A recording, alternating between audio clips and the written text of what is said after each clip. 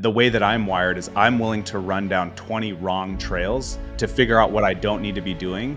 And so while there's this little circle of people standing at start, and there's all these doors, when you're not married, you don't have kids, you don't have a dog, you don't have a mortgage payment, all of these life things that you're exploring, that's the time to take some deep breaths in and just go, well, I'm going to run down that door, or I'm going to open that door and run down that trail. As you run down that trail, you may be like, this is the wrong trail. So just run back.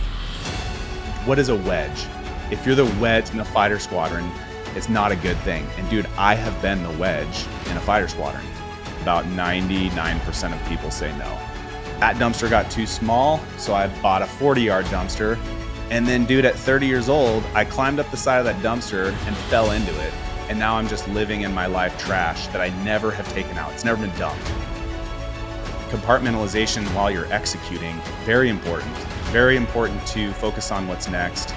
What's the nearest alligator, take care of that, near rocks, far rocks, all these platitudes that we talked about.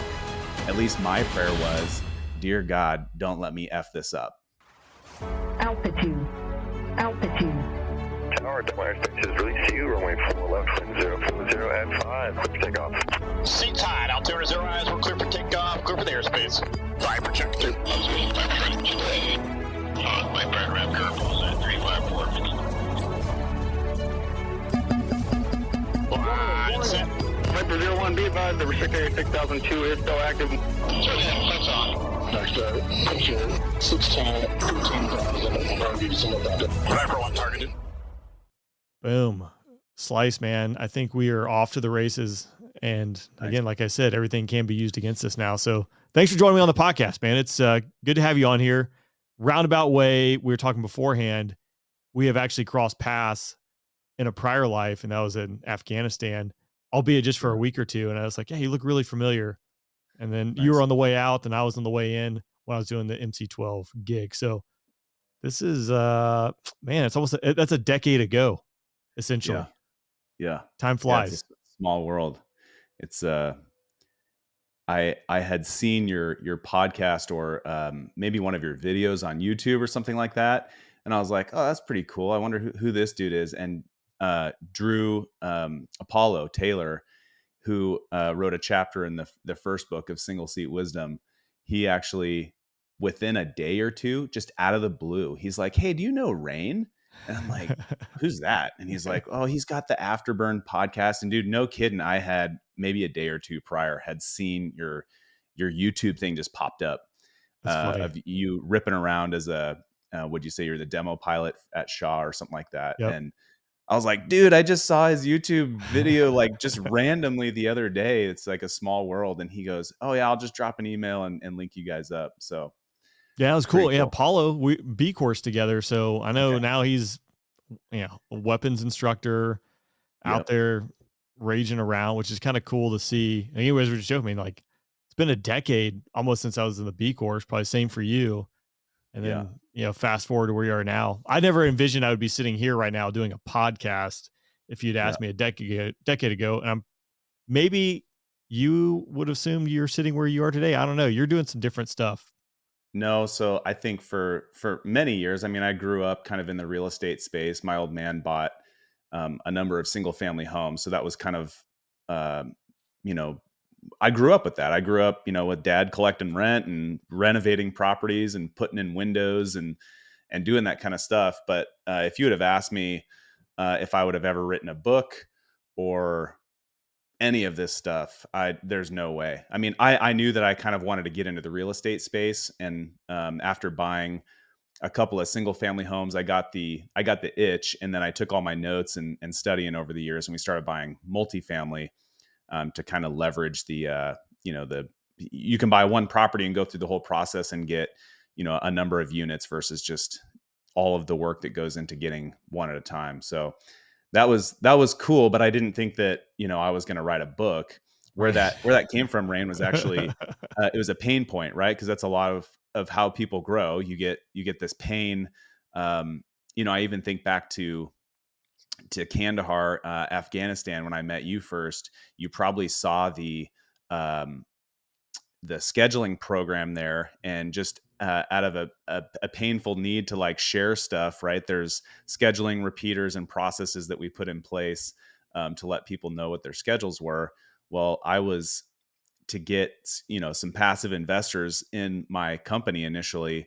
I was spending a lot of time literally whining and dining people to just explain what we were doing, because apartment syndication is it's not well known, but it's a way to invest. And so that's where that book group, the first book, was Single Seat Investor, and it was essentially about 14 years of notes compiled into a 1.5 hour read that I could hand to people. Because a lot of people would be like, "Oh, I want to invest in that," and then I'd be like, "Well, just here's a free book, read this, Right. drink a glass of scotch and read this, and then let's talk." And dude, about 99% of people say no. That's just the nature of the beast.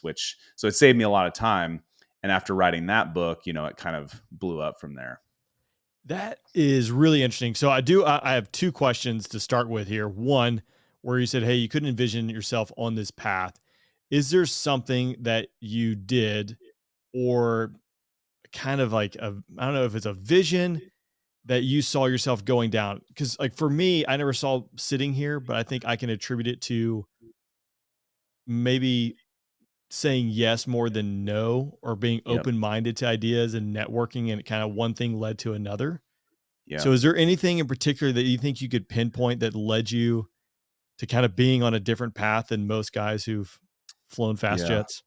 Yeah, so my childhood was much different than most. I didn't live in the same place. I didn't go to the same school. I didn't have the same friends. I was private schooled, public schooled, private tutored, homeschooled. When I was private tutored, I was at 14 years old. I was a downhill like ski instructor during the day, and I would knock out my homework at night.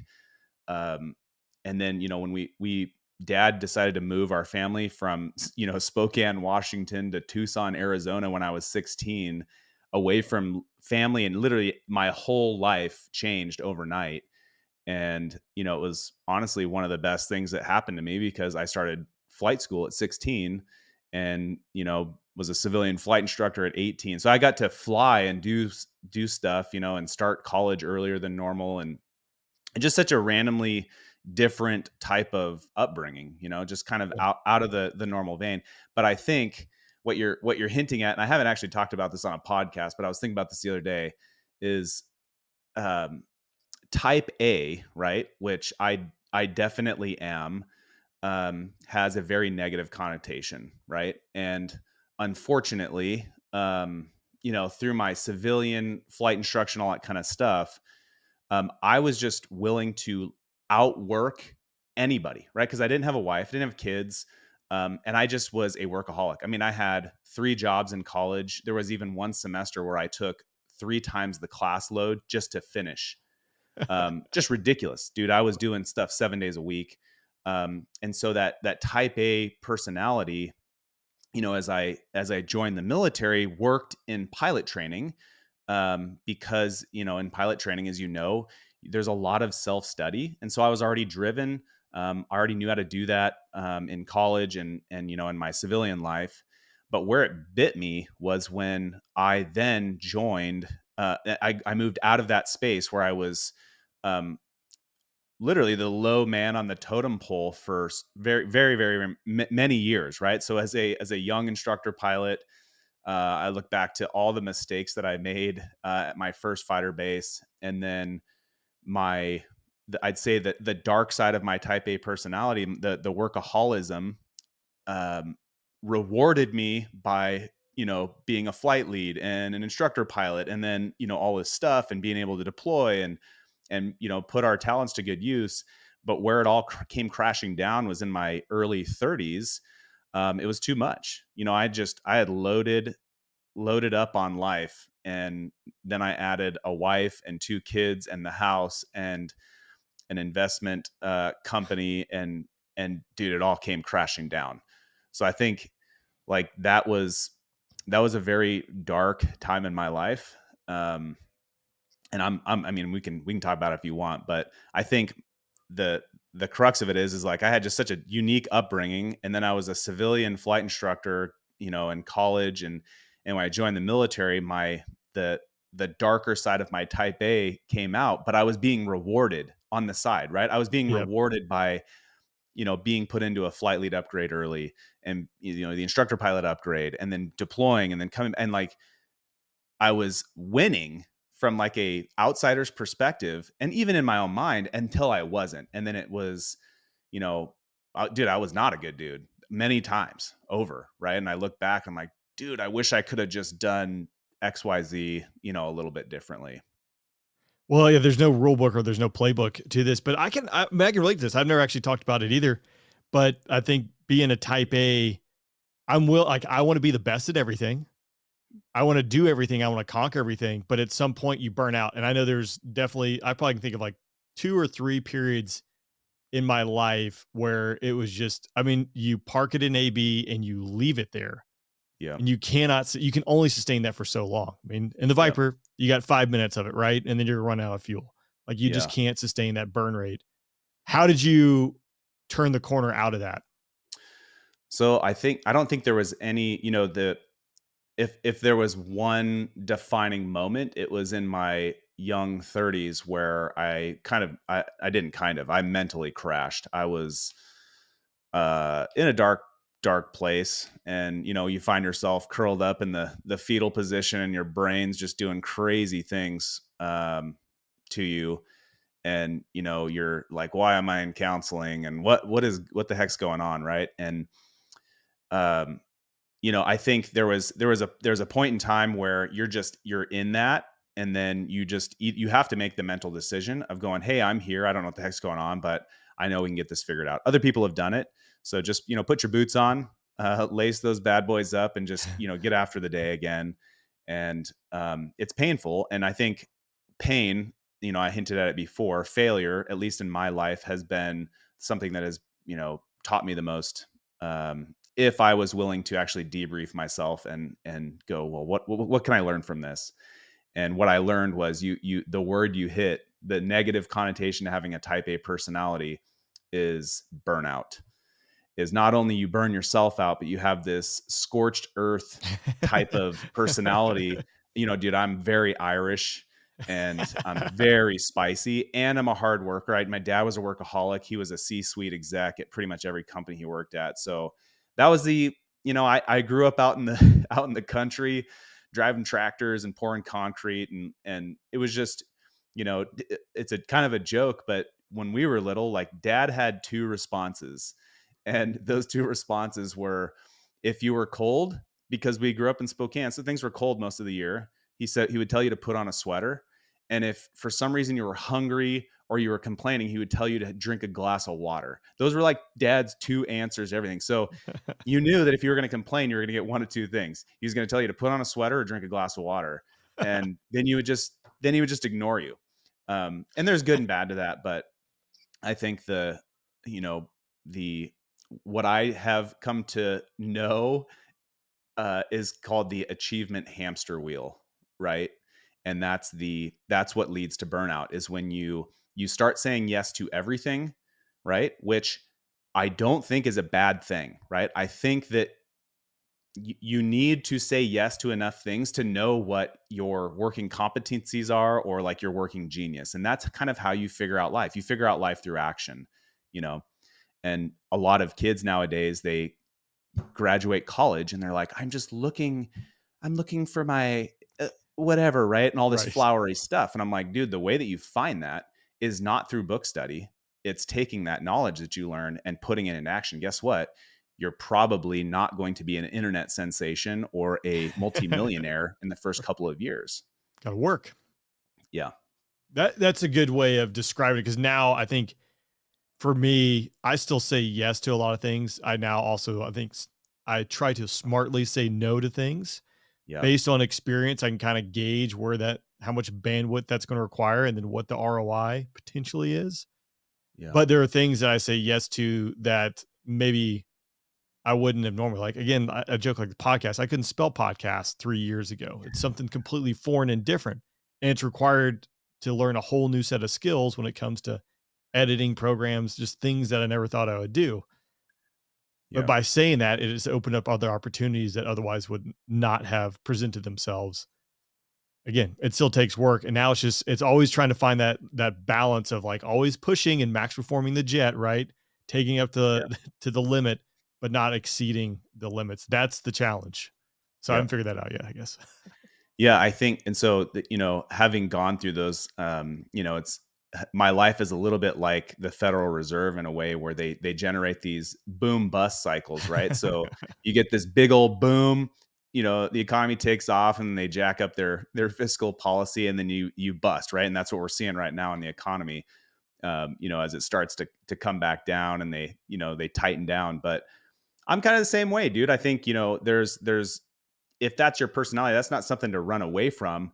It's just something to maybe acknowledge. And I could have known about myself, right? Like I think it's even on the temple of Apollo in Greece. It's like, know thyself in whatever Greek weird, symbology they have there. But I didn't for many years. And I think that's part of the journey is just, kind of figuring out as you walk your path, what am I good at? And a lot of times the way that you find that is just like you're saying, I'm going to say yes to the podcast, and then I'm going to say yes to these other things.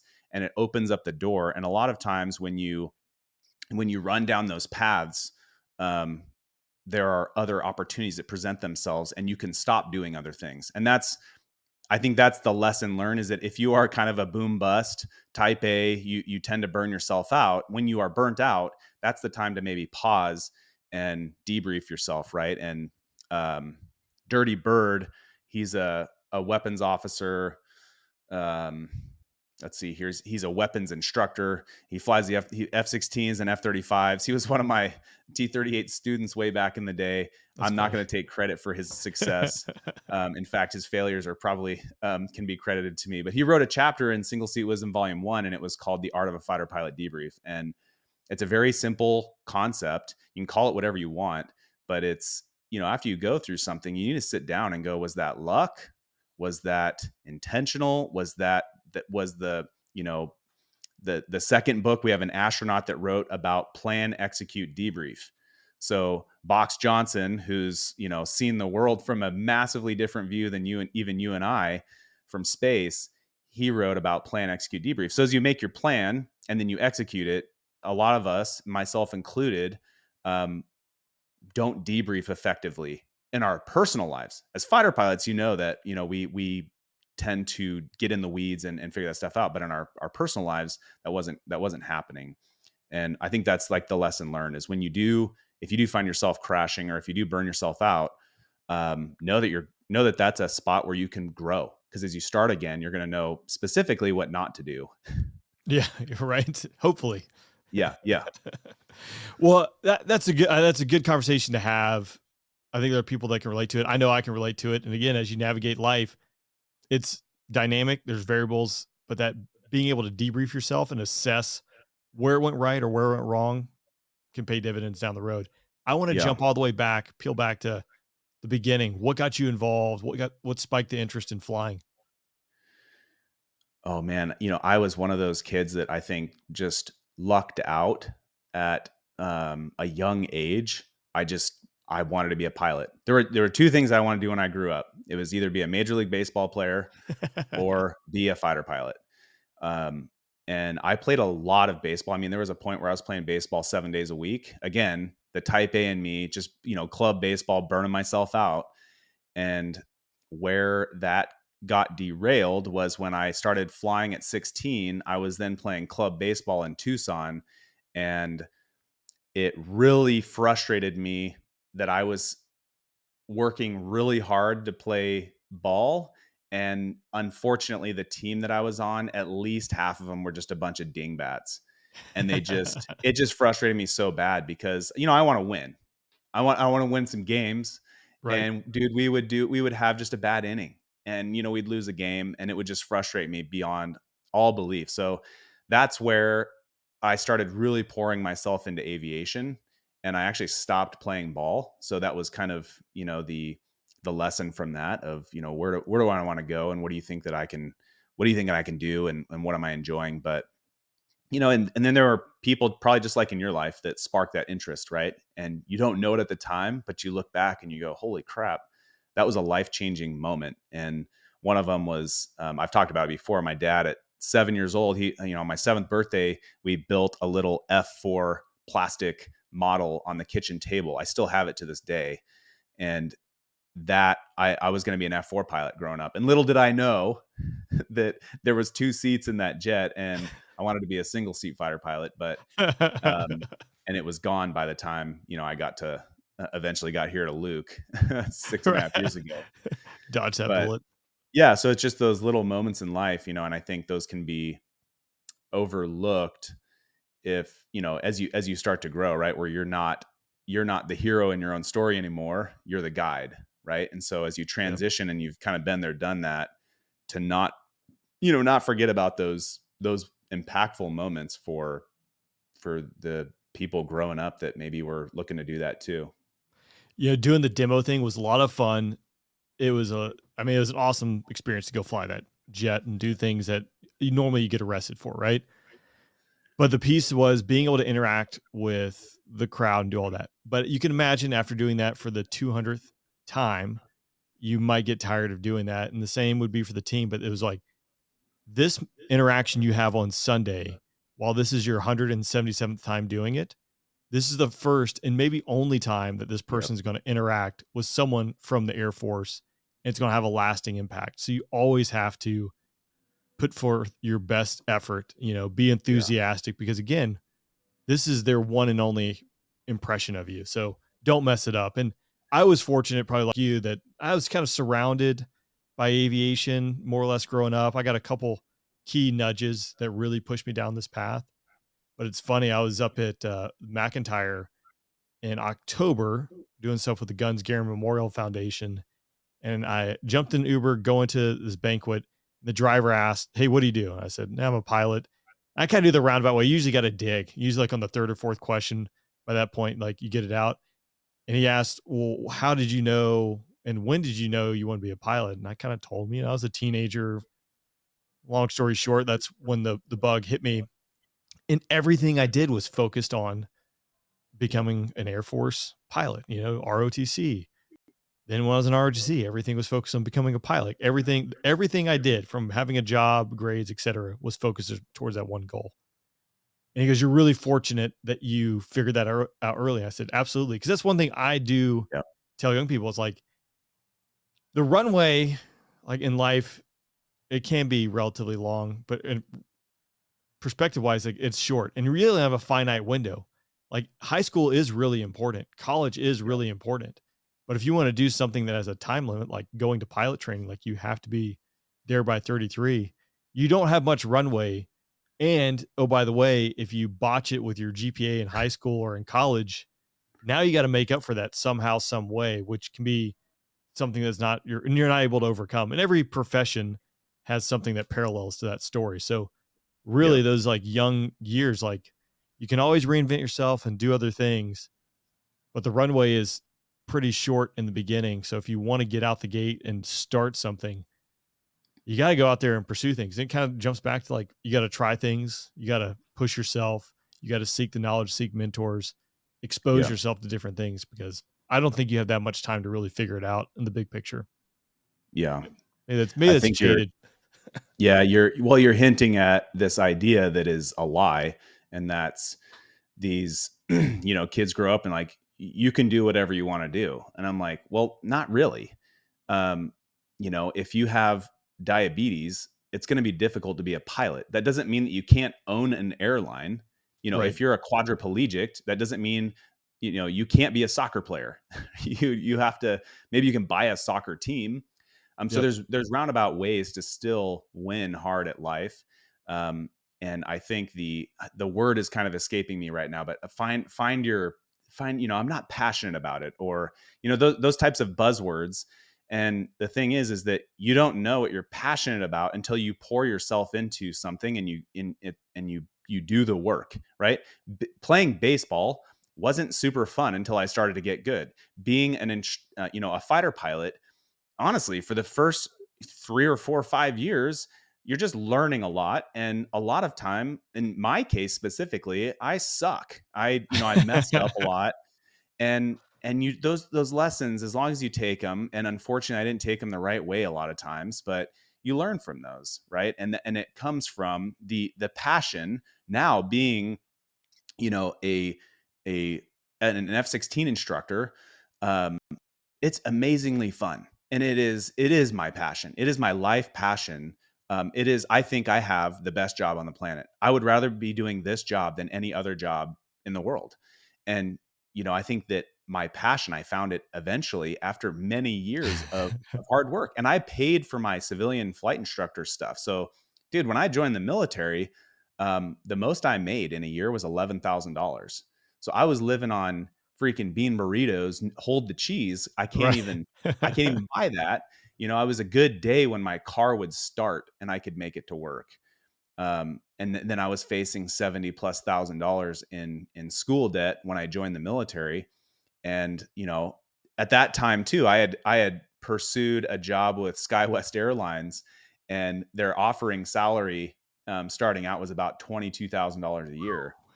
And dude, that was double what I was making. So I was like, in my mind, I was like, dude, I'm having bean burritos with cheese every day. I'm gonna I'm gonna get a car with air conditioning, right? Because I lived in Tucson, so my car would overheat. So I would have the heater on with the sunroof open and the side windows open, and I would direct the heaters out the window just so my car wouldn't overheat.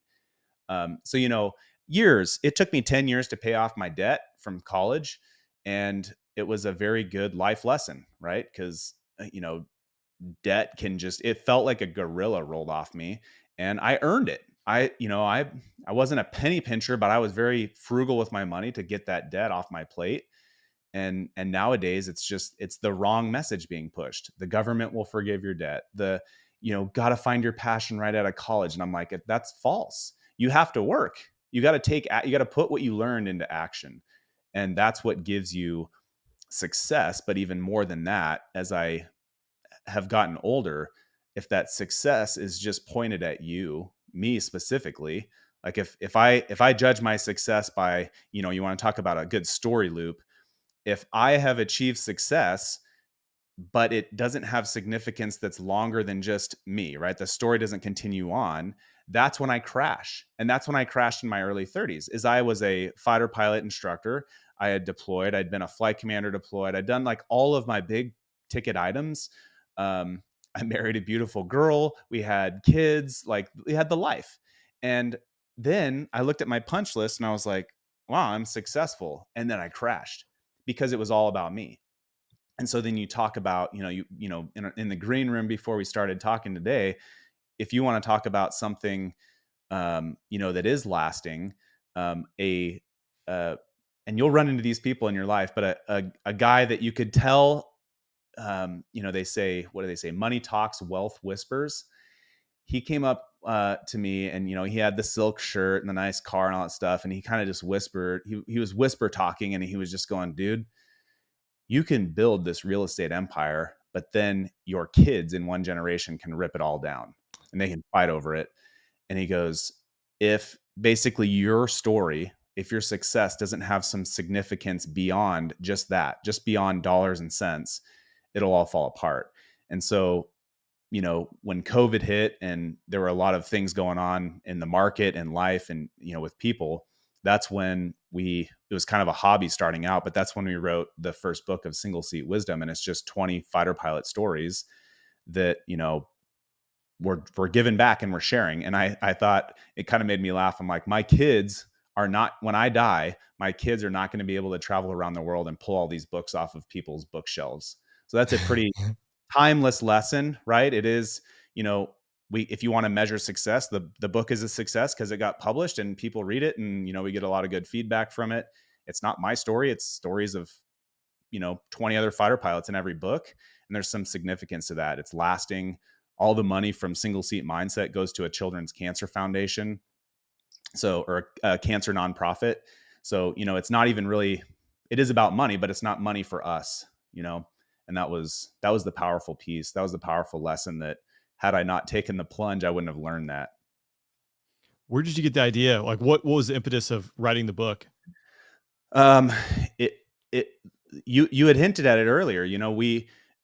If you're type A, right, and you're learning, I think you know as you hone your focus, if you're a type A person, you've burned yourself out enough and you've taken those lessons, you've been smart enough to, you then start to become a little bit more humble. And in my case, it took me many years to learn that, unfortunately.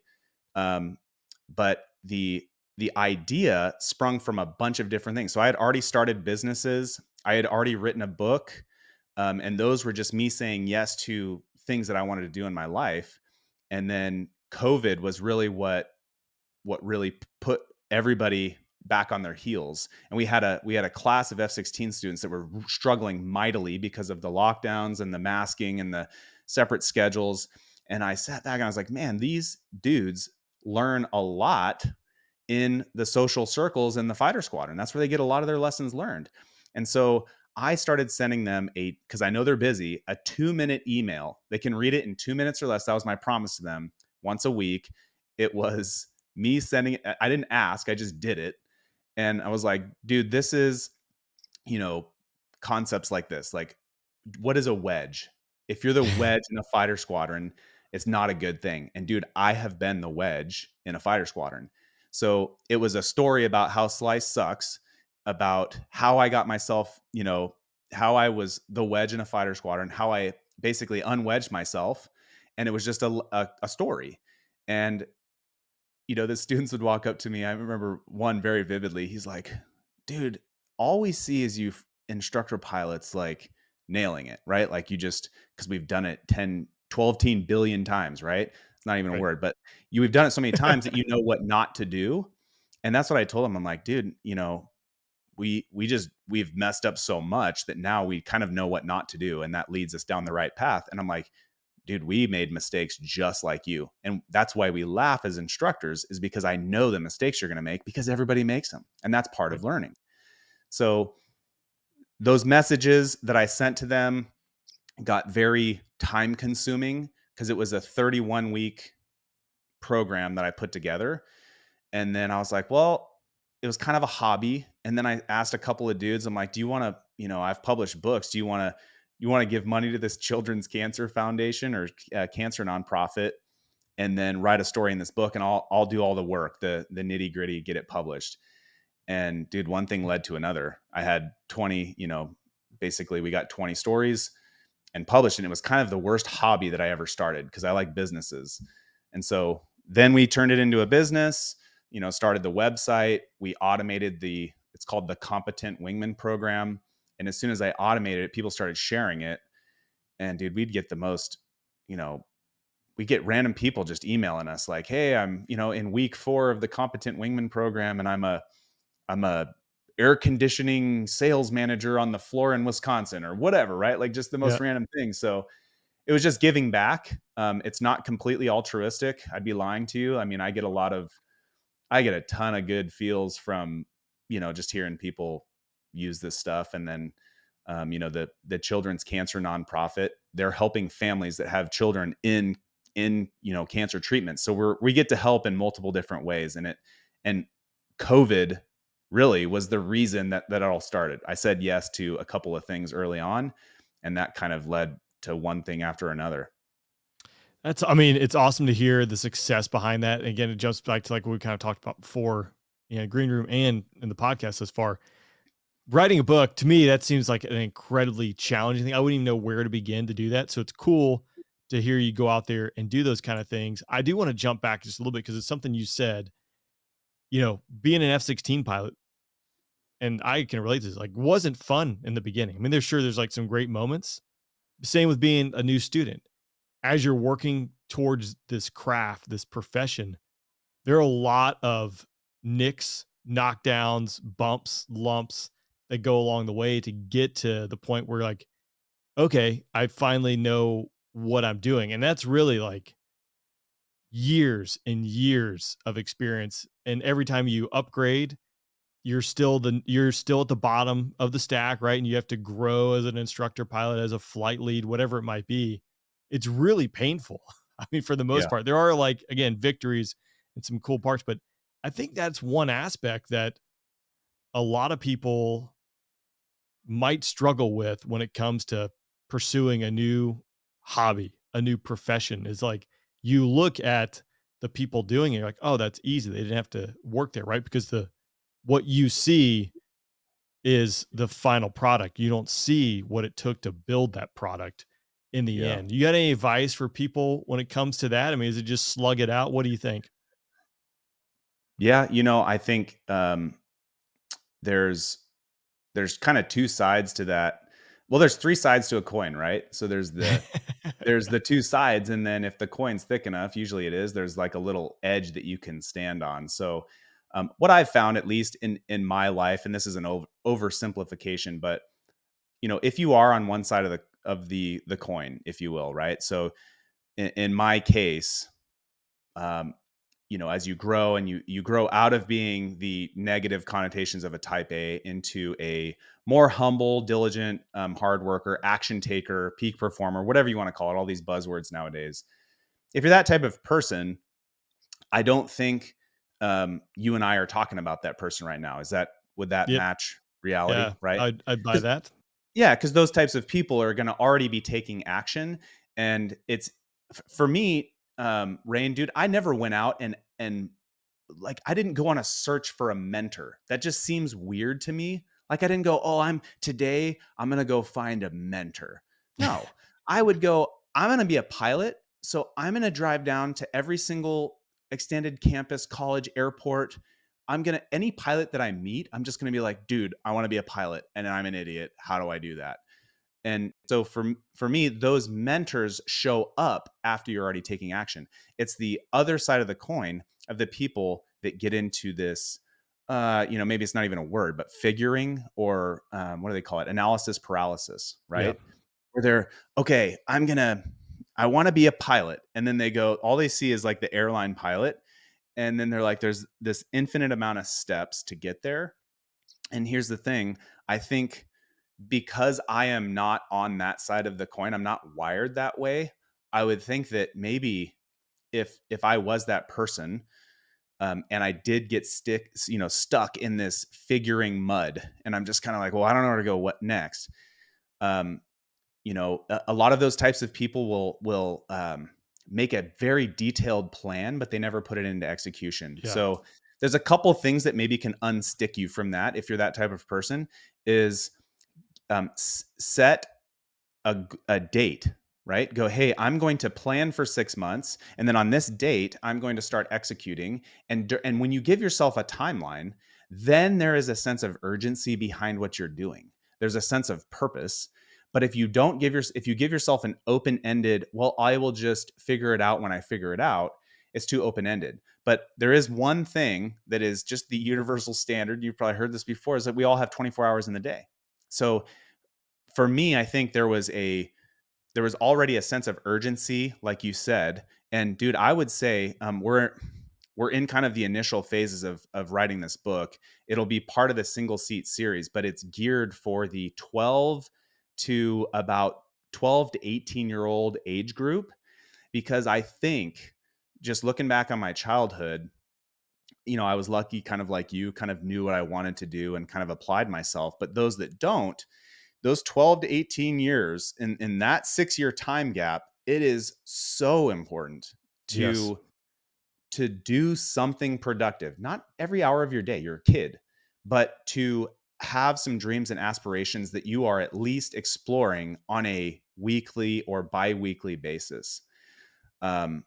And to give yourself some boundaries of going, hey, I know that I'm interested in being a doctor, an accountant, an entrepreneur, or a real estate owner, right? So, once a month, do something that helps you learn about that. Listen to a podcast, talk to somebody, go out there. But I think the big thing is, if you're on the other side of that coin, now that I'm a little bit older and I've failed so much, I can stand on the edge of the coin and at least look at the side that I was on and be like, yeah, I messed up a lot on that side. Yeah. But then I look at the other side and I'm like, you guys need to stop talking and start taking action. It's, you go through college, you get all this knowledge, but if it's not practically and efficiently applied, it's worthless. And that's the key is take some action. But if the one simple tip is just put a timeline on it, because then it gives you some sense of urgency. It's 100%. And I know you can relate to this. How much time will mission planning take? Right? If I give you 6 hours of mission planning, you'll plan for 6 hours. If I give you 8, you'll plan for 8. If 24 hours, you'll do 24 hours in 5 minutes. Like, at some point, the 80% solution to get the thing out the gate, and then assess, iterate, push forward, go figure it out. But you have to get the thing out the gate at some point. So don't be. And then, what's sorry, that? Go ahead. No, please. I would say the funny part you mentioned is, seeking mentors, and where I can relate to that is, like, I knew I wanted to be a pilot, and I was figuring things out as I went. Like, I applied to Georgia Tech in Auburn because I thought you had to be an engineer to be a pilot. Like, I mean, I still was like everything I was doing, but I just, for some reason, I missed that step. So I never applied to the University of Georgia because I was like, well, they don't have an engineering program, so you can't be a pilot. Lo and behold, they have an ROTC program, and I got buddies who went there and became pilots. But I was still figuring I had the 80% solution, and I know which way I was going, and I was picking up pieces as I went. But I showed up to orientation day at Georgia Tech, day 1, ran into a casual lieutenant, so someone who's waiting to go to pilot training, for those who are listening. And I was like, hey, what do I need? Again, it's just like, here's another source of information. What do I need to do to be a pilot? Like, you are the freshest person who has the best intel. Now I'm going to update my intel based on you. And he's like, you need to have a good GPA. So I was like, copy that. All right. How do I get a good GPA? It's like just kind of moving through it, but you got to have some kind of vector, and hopefully it's a good initial vector getting you out the gate so that you can build and hone that down as you go marching towards whatever it is. Yeah. And I the way that I'm wired is I'm willing to run down 20 wrong trails to figure out what I don't need to be doing. And so while there's this little circle of people standing at start, and there's all these doors, right? Because from, when you're not married, you don't have kids, you don't have a dog, you don't have you don't have a mortgage payment, all of these life things that you're exploring. That's the time to, take some deep breaths in and just go, well, I'm going to run down that door, or I'm going to open that door and run down that trail. And as you run down that trail, you may be like, this is the wrong trail. So just run back. And as you run back, all the people on the other side of the coin are still figuring. And maybe that's the trail for them, but they don't know. It's not for you. And so now you run down all these other trails. And as you're doing that, as you're taking action, you're failing. It's painful, but you're learning. And, if you can debrief yourself, you're learning from those experiences. And then when you run down a trail, you have all of these experiences following you because you've been taking action. And a lot of those experiences are failure, right? If you look at, I'm biased. I know Steph Curry and LeBron James and all these, but like Michael Jordan's still the best basketball player ever to walk Mother Earth, right? Look at how many times he missed, right? I don't remember how much it was. It's well over 50%. But if you just take that life lesson, more than 50% of the time you're going to fail. And the fail, as I think it's Tony Robbins, the failure is an event. It's not a person. So you are not a failure. You just need to pick out that life lesson. And I think, even guys like Nelson Mandela, who said, I have winning or learning experiences. So if you can just take those failures and learn from them, you then will win harder next time. And that's part of, the failure of, or the pain of being a fighter pilot that is so surreal. When you're doing something that, let's say you're sitting in your car like I was at 18 years old, watching F-16s land at the Tucson International Airport, the guard base there. And I'm like, that just looks so ridiculously fun, doing the flame out landings. And, and this is just the stuff that I'm seeing at the airport. Right. And then you dream about how much more fun it is. And then the person sitting in the cockpit at the end of the runway, at least my prayer was, dear God, don't let me F this up, And it's as you take off, you're just like, I didn't turn on this system, or I didn't set up my radar the right way. Dude, I remember the first flight lead upgrade ride that I did. I took off, was pointed eastbound over Japan. Ground goes away. I'm now over the ocean. Didn't set up the departure procedure at all. So it's my first time on point. I blow the departure procedure. I bust the altitude.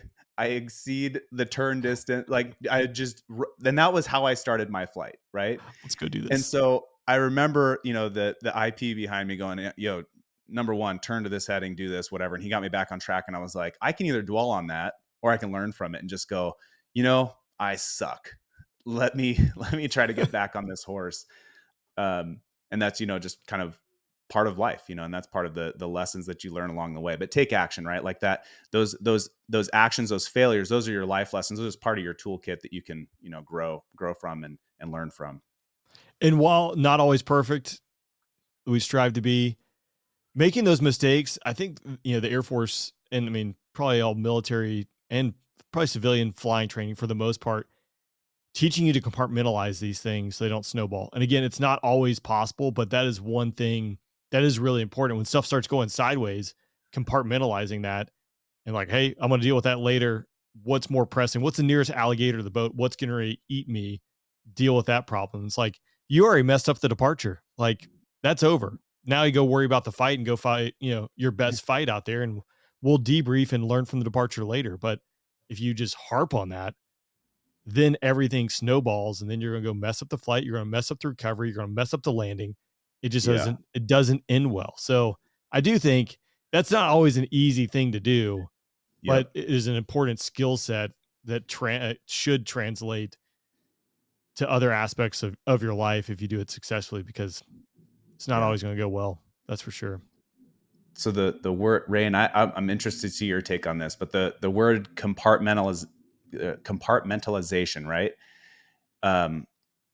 I think that's a very valid skill. Do you think that that's leverageable all the time, right? So if you are always compartmentalizing your life, what do you think of that, right? Like if you're doing that for the year, right? You've compartmentalized maybe things that you haven't dealt with and you're just moving on versus, plan, execute, debrief. So as you're executing something, specifically a flight, short term versus long term, what do you see like being the trap to that? Because I think you're Irish, you're Irish like me, right? Which usually results in you just taking all this bad stuff in and never dealing with it until it gets so the container gets so full that it's going to explode, and it's just like violence and bad, like it's not good. So that debrief portion of it, like take it, put it away, we're going to address it later, is key. But you have to go back and peel back that onion and figure it out what went wrong and how not to do that again. But that's the piece. Is not like, I'm Irish, I'm not going to talk about my feelings. Why do I need to talk about my feelings?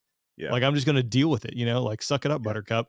You probably you can only do that for so long, and your bucket to handle all the BS and all the bad stuff, it's going to vary in size from person to person. But no matter who you are, at some point it will fill up, and it could be catastrophic. So that's my take on it. I think that, you make me smile because like our personalities, the more people I talk to, the more I realize are wired a certain way. You have the same, it's just like flying with a new F-16 basic class. The mistakes they're going to make, or at least the 90% of them, and they're just going to be repeated. And then, and that's what makes you a good instructor, is you've seen it before. So I took this compartmentalization aspect of being a pilot and applied it to aspects of my entire life, right? And that is what is, my analogy is I had this trash can, and I would throw all of my garbage in this trash can and I would slam the lid on it. And then my trash can filled up. So then I upgraded to, just a regular old dumpster. And so I started like lifting the lid and just dumping my trash cans into my dumpster. And then that dumpster got too small, so I bought a 40-yard dumpster. And then, dude, at 30 years old, I climbed up the side of that dumpster and fell into it. And now I'm just living in my life trash that I never have taken out. It's never been dumped. And so I think that's an important piece, is if you know that you are an action taker, a peak performer, maybe you're still learning a little bit about how to soften the edges of your type A personality, how to not be super spicy, but still, advance the puck down the ice. Compartmentalization while you're executing, very important to focus on what's next. What's the nearest alligator, take care of that, near rocks, far rocks, all these platitudes that we talk about. However, in your personal life and in life, you don't take the time to debrief and go, hey, there's this subconscious, like if I'm driving home some days and I'm just like, why am I so angry? Ask yourself that and then address that and then get home and don't hold it in, especially if you're married, and just go, hey, I feel really angry right now. I'm just going to throw it out there. And man, that takes it down. That takes the edge off right away. And then you go, oh, I know what happened. I saw this email or I got a phone call or text or whatever. And it triggered you in a way. And now you just are carrying this around, but you debrief, you start talking about it, and it's not all like touchy feely, but dude, you got to address that stuff in life because it'll rip you down later. And your personal life is, if that's not set up correctly, your professional life will come crashing down around you with your personal life. Very important. 100%. And that's, I mean, I definitely can relate to that. Like you get emails or phone calls and there's stuff you're just like, what is this? And like Yeah. for me, like there are things that just like it will hit a nerve, and Yep.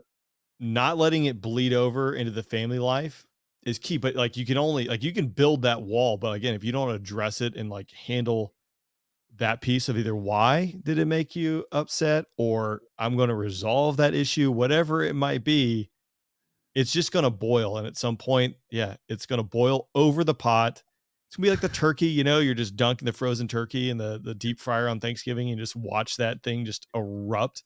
That's what it is. So at some point, the turkey's going to land in the deep fryer and just burn your house down. So I don't know. That's an interesting conversation. We've talked a lot about, a lot of good things here, Slice, but I haven't talked anything like I assume you probably didn't want to be a FAPE, but what was the impetus of going from pilot training, FAPE, to the Viper? How'd that all transgress for you? You and I think probably similar to your group. What year group were you? Yeah. So I graduated in early 09. Okay. So I was 07, but there weren't a whole lot of fighters in and around that time, but. Yep. Yeah. So what ended up happening was I was actually an 08 class. And out of the 30 of us, I think there was a lot of people in my class, higher than 10% that washed out. I think there was 6. So we lost, in T6s in the if you're listening, like basically you go through flight screening, then we're at like undergraduate pilot training, flying the T6 Texan 2 with ejection seats. It's a freaking it's a little go-kart, it's got a jet engine with a prop on the front. So this little turboprop airplane, you're, flying upside down for the first time. I was having a great time. So during that time, like you said, a lot of fighter jets were broken. A lot of the pipeline to get to the fighter jets was backed up. People were waiting to go. And in fact, when I started T6s, there were students that had gotten selected to go to the fighter track that were stuck at the basic training base, just doing like one flight every other week to keep their landing currency. So I go through T6s.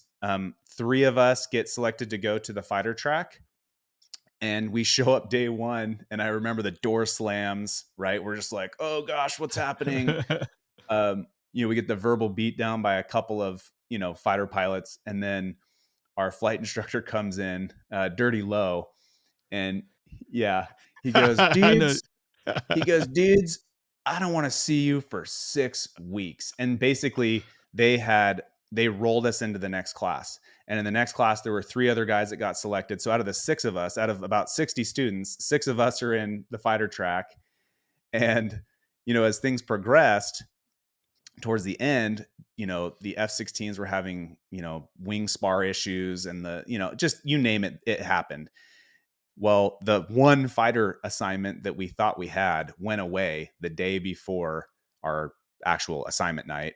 And so me and one other dude, there were 0 fighters in our drop, and that didn't happen a whole lot. So I was lucky. I was a civilian flight instructor, so I had quite a bit of like prop time, and I was just kind of happy to fly a jet. So I got to fly the T-38, and if they don't know what the acronym is, FAPE is First Assignment Instructor Pilot. So I actually graduated, went through pilot instructor training, came back.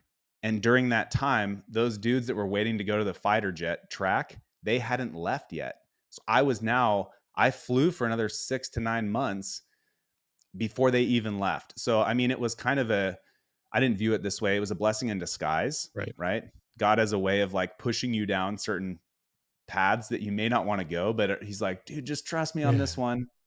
And then sure enough, while I was in pilot instructor training, one of my friends reached out to me and she's like, you got to meet this girl. And so we did a cross country flight in the T-38, and that's where I met my wife. So had I not done that, I wouldn't have met my wife. We wouldn't have these wonderful kids and all this big life.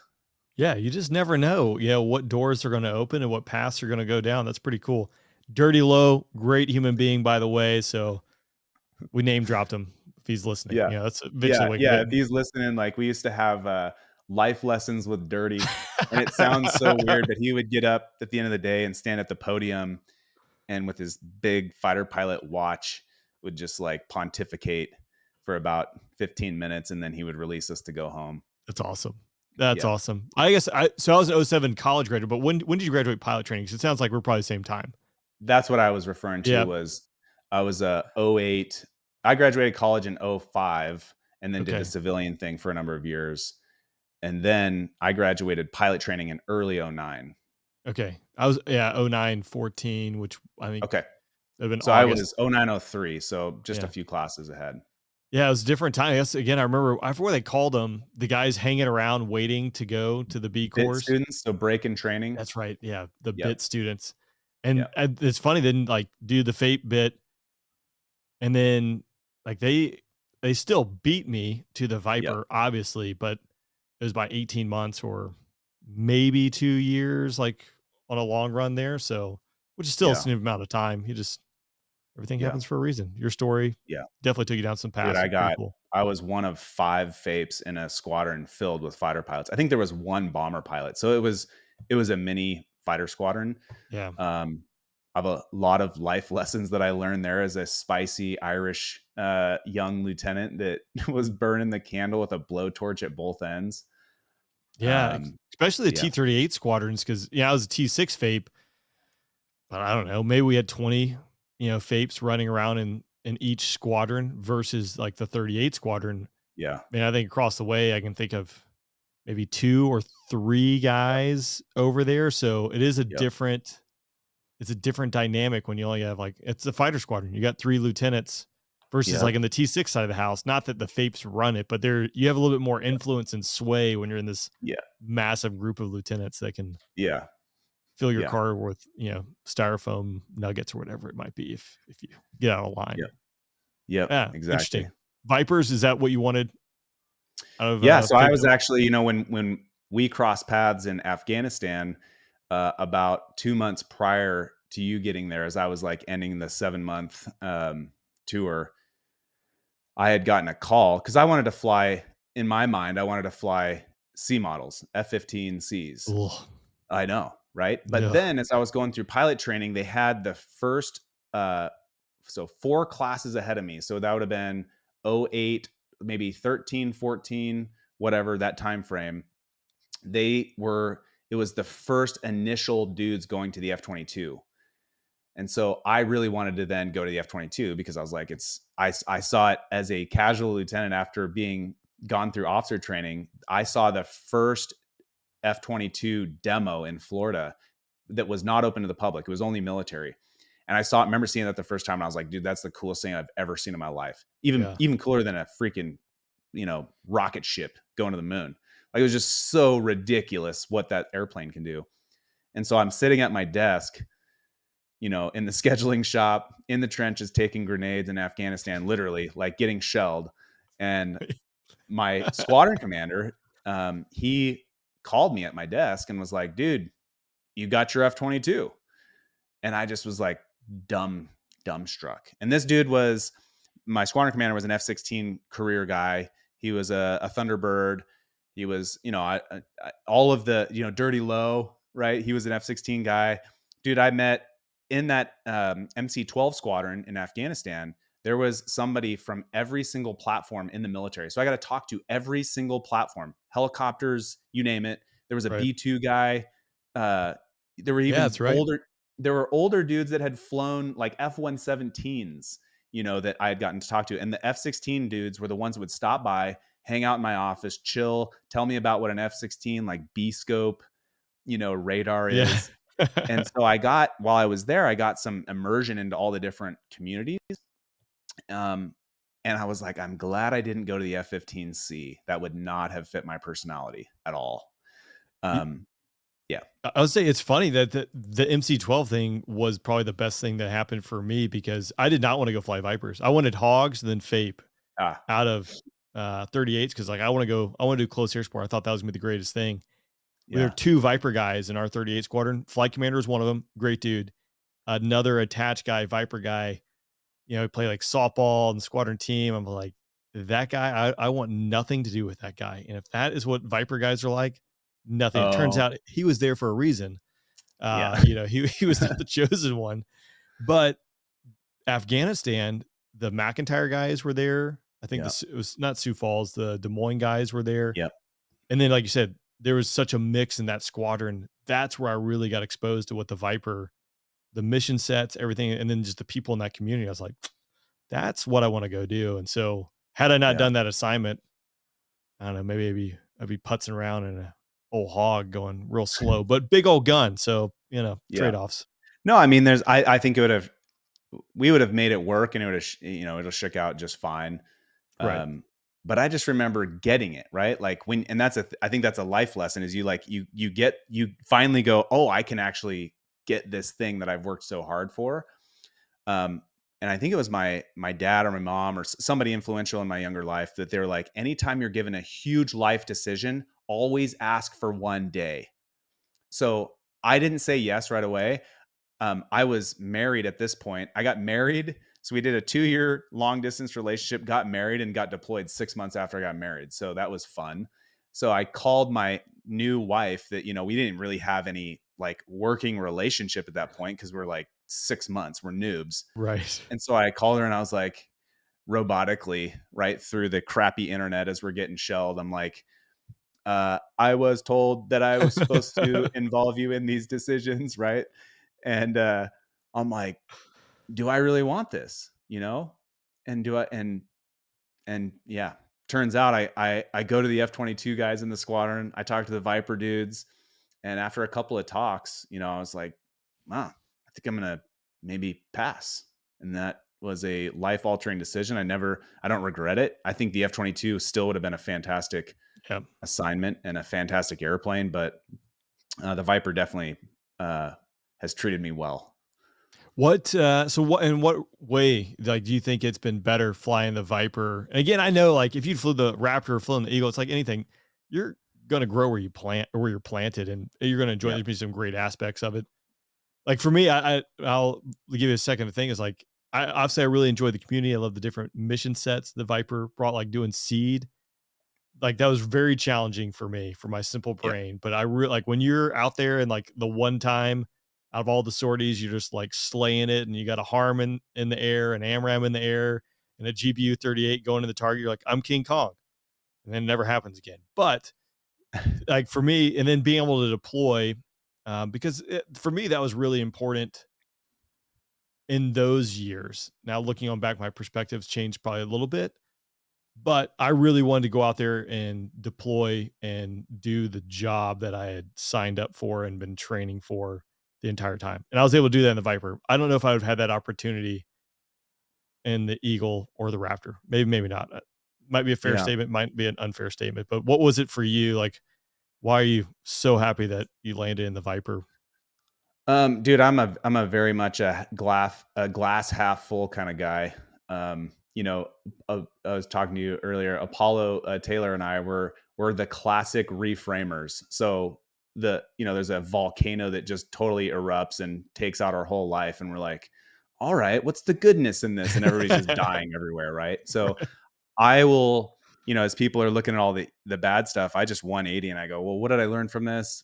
What's the goodness in this? What is the goodness in COVID, right? Well, single seat mindset exists now in all these books. And so I think I say that because your past strongly influences how you, and as humans, we want to rationalize and make sure that we made the good decision. And so now, like in my life, if I was like, that was a bad decision, dude, I would hate flying the Viper. So clearly, based on my decision back then, I want to rationalize my good decision making skills. Look at me. But I will give you this one story. On my second deployment, I was the um, like whatever mission commander, or there's all these different assets. There's the Frenchies, there's the Saudis, and the Raptors had shown up in theater. And at the end of the mission commander brief, when we're talking targets and filming things and doing what we're supposed to be doing, everybody left the little virtual room that we were in, but the Raptor guys were there still. And they're like, "Hey, Slice, dude, we're going to be dropping on like targets, X, Y, and Z. Can you guys film that for us?" And dude, that was a very defining moment of, again, just more rationalization for Slice. I'm referring to myself in the third person, but like I made the right choice, right? Like these dudes are in the most capable air-to-air fighter in the freaking world. It's an amazing airplane, and they're asking little old me in a Viper, an F-16, to go film their bomb impacts because they can't do that. But again, dude, I think I'm the classic like glass half full kind of guy. So I'm like, I think the decision was great. I'm here now. I'm being told that maybe I might fly the F-35, or who knows. So Yeah. there's again, grow where you're planted, something that even being a FAPE, like that was a blessing in disguise, because I got to practice being an instructor, maybe not being a fighter pilot, but there's a lot of things I learned as an instructor, and now teaching here in the basic course. That stuff is, I mean, I did it 1,000 times over and over and over. So these young guys come in, and if I hadn't done the civilian flight instruction, if I hadn't been a ski instructor, if I hadn't done all these things, teaching, I love to teach, and I can break things down for a business major type person to understand. Right. Yeah. So dude, I love it. I mean, I'm very biased, clearly. I think I made a good decision. But dude, I think if I went to the Raptor, I would have had a great time too. Well, you're a culmination of your experiences, and obviously you have a lot, and it's taking you a lot to get to this point. I wonder how many times the Raptor guys had to ask, because I know that question. I heard it asked a few times, and I know it was asked a lot, Yeah. downrange. So you want Big Brother to be there when you really need them, though. So I'll say that. Like, Yeah. it's nice to have Yeah. them, like, when things are going south. I'm like, can you take care of the big problem? Yeah. So yeah, you need those guys. But it's interesting to hear kind of all these aspects kind of come together and talk about just the path you've woven through life. I want to talk just a little bit more about the book, because first Sure. and foremost, now you have the second one out, which is volume 2. I appreciate you sending both of them my way, which is great. It's cool to see like some of the names in there and read some of the stories that guys and gals that I know and have flown with. Right. So you want to check out Single Seat Wisdom. I got a link down below in the show notes. But first, you had to herd some cats to get this all together. Was it a challenge to herd all these fighter pilots to write stories and get them to turn them in, et cetera, et cetera? Dude, it was more work, much more work than publishing the book myself. Yeah. So I published that book myself, and really, if you're an action taker, I just was like, I'm going to set a timeline, and I'm going to write this book and get it done and publish it, get it out the door. You can't do that when you're dealing with 20 other busy people, right? So the challenging part, and I look back, and again, this is part of failing and learning. I looked at my marketing message and the web page that I built when I first started out, dude, and it was freaking terrible. Absolutely horrific. I mean, it looked like a kindergartner put this thing together. But I will say, as you said, your life experiences kind of come together. This isn't the first time that I asked people to do something big and put money into it, right? Because I had the business background. I owned a number of businesses. I had written a book. So I was just basically the platform that I was going on was, I've already done this before. This is a little bit different. I don't know anybody that has done this. I don't know anybody that's taken fighter pilot stories and compiled them into one book.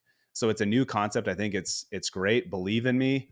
And then, oh, by the way, you have to send money to this children's cancer nonprofit in order to be part of this project, which that takes the edge off of it. And honestly, I think the biggest piece to this whole project is it's not about me, Slice. It's about sharing stories and giving back. And we all get to share in that, right? So just sharing the love across the board is what really makes it fun for me. Rain, between you and I'm struggling because I'm so busy right now. I'm like, should I have, I think at least 6 dudes signed up for volume 3, but I'm like, it's so much work. Do I want to take that on here this year, or do I want to wait a year? And I am a huge proponent of accelerated acceleration. So like, am I stopping right after the machine was running because the machine's running now, or should I just send it? What do you think? You got to send it. You got the flywheel going, man. Once you got the Yeah, inertia, it's like you got to. figured you're going to say that. Yeah, you're rolling down the runway. I mean, you can all. Are you past V1? I don't know. And if you're in the Viper, you only got one decision to make there. But Yeah, it's cool to see it come together. And that's, I mean, I joke like herding cats. Like I can't. It's tough to on a weather day when all flying is canceled. Like, hey, we're going to do a lunch push. Where are we going to do a lunch push to? yeah, And these are really complex problems we got to solve here with a group of pretty smart individuals. And it still yeah, takes 5 minutes when it should be a 30-second decision. yeah. So when it's coming to writing a book and compiling all that, like I can't even imagine what it's like to herd those cats. So it's pretty cool. Yeah, it's personality dependent. My F-16 flight commander, he wrote an ejection story in the second volume. And how do you give a retired colonel that is a airline captain that ejected over a hostile territory, that went through all that? How do you give somebody like that feedback on their story to guide them in the direction that they need to go and not hurt feelings and all that kind of stuff? So that is something that I think, had I not gone through my big mental crash, maybe the humility wouldn't have come out. I'm like, dude, this is your story. Let's publish your story. And you don't have to take any of my inputs. But this, having been the 40th chapter that I've written, I've seen a couple of these, and these are some of the things that I think might help.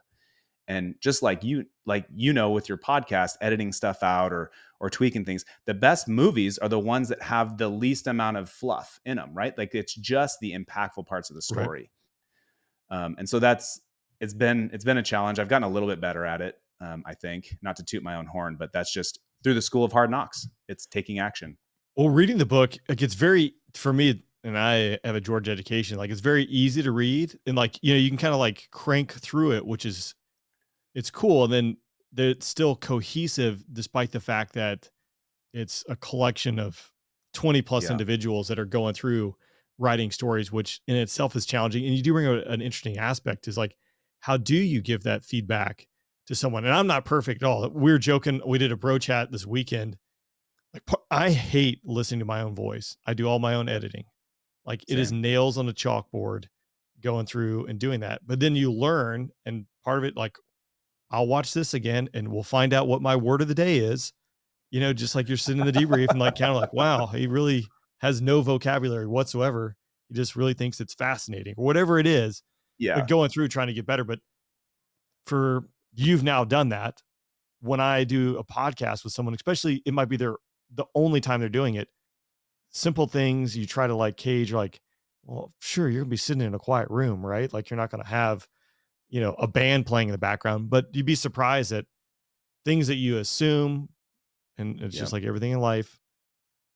It's not always common knowledge, and you're just dealing with different things. So you got to kind of like manage the crowd depending on who you're dealing with. And that person might have done a lot more, and you have a lot more respect for them. Not that you don't have respect for a lot of people, but it's interesting. So I don't know. I mean, just everybody's going to take it differently. Like the story that I will say, like, and I'm not going to name drop, but he did write a chapter in the second volume.